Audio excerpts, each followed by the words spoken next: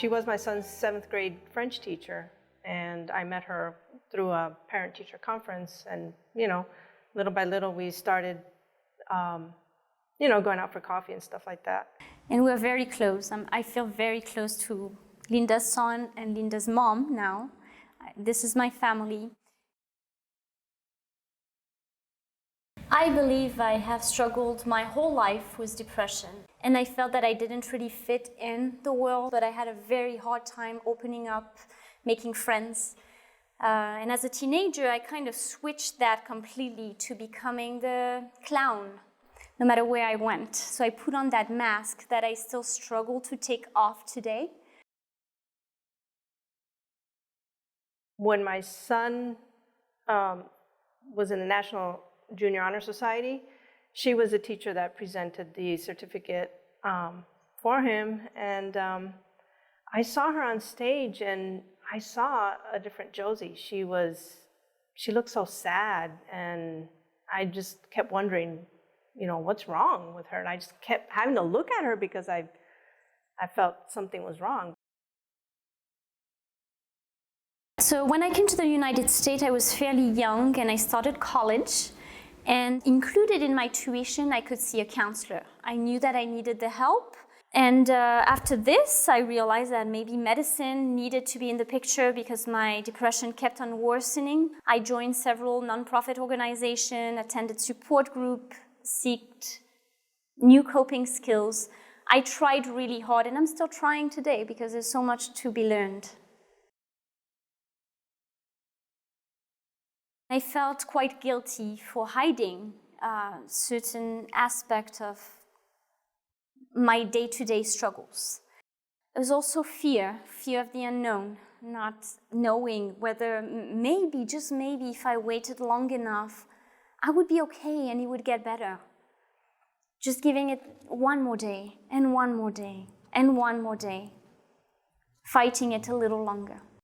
But it came to a point where I thought, the few people that I love so much will either accept me as I am or not, and it will be okay. I need to take care of that burden now. She would call me every once in a while, and we would talk, but we would make plans to do something, and she would always cancel, but she didn't tell me why. She just said, she would just give me some excuses. And finally, one year, after many years, she sent an email out telling me that she was depressed, and she was not being honest all these years, but that she finally had the nerve to tell me. I felt a big sense of relief that I was finally being honest to those I loved, and some people did not understand. Linda was one of the very few that embraced it. She's a wonderful person, and she's a very loving, giving, sharing. She's just amazing. And to see her go through that, it's tough. Yeah. Every time I spend time with her, it's just happy. But I know deep down inside she's hurting. And I'm just there for her. Just if she wants to come over, she can come over, If she says, I just want to be by myself, then I'll let her be. If she's going to tell me something, she'll tell it to me when she's comfortable and ready. She visits me when I'm sick. She brings me food. Every time I go homeless, and actually gather the strength to let her know. She helps me move things accordingly, and she offers her support that sometimes I still deny because the recovery process is not linear, unfortunately. But she does much more than she gives herself credit for. She's my sister, she's my mom, she's my best friend, sometimes a little bit of my daughter, even though she's older. And the unconventional relationship that I have with her mom, with her pets, with her son, with her daughter, and with her is absolutely priceless. That is family to me.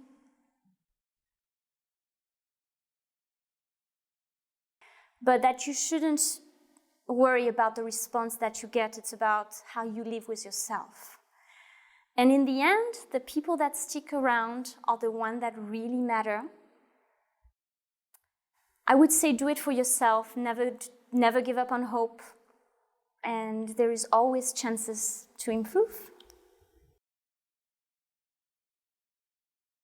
It's hard to see someone you love suffer, and it can take a toll on your mental health.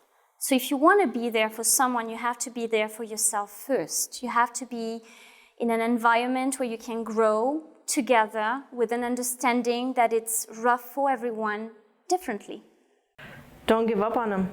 Just be there and just listen to them, but encourage them to get the help and always be there for them and be hopeful.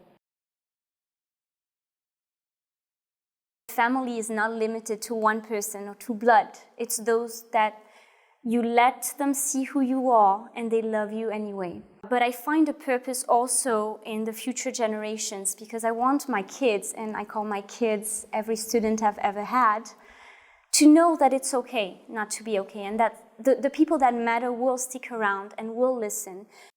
We start by the awareness and by opening up to those we love, eventually to the world. It's progress, work in progress.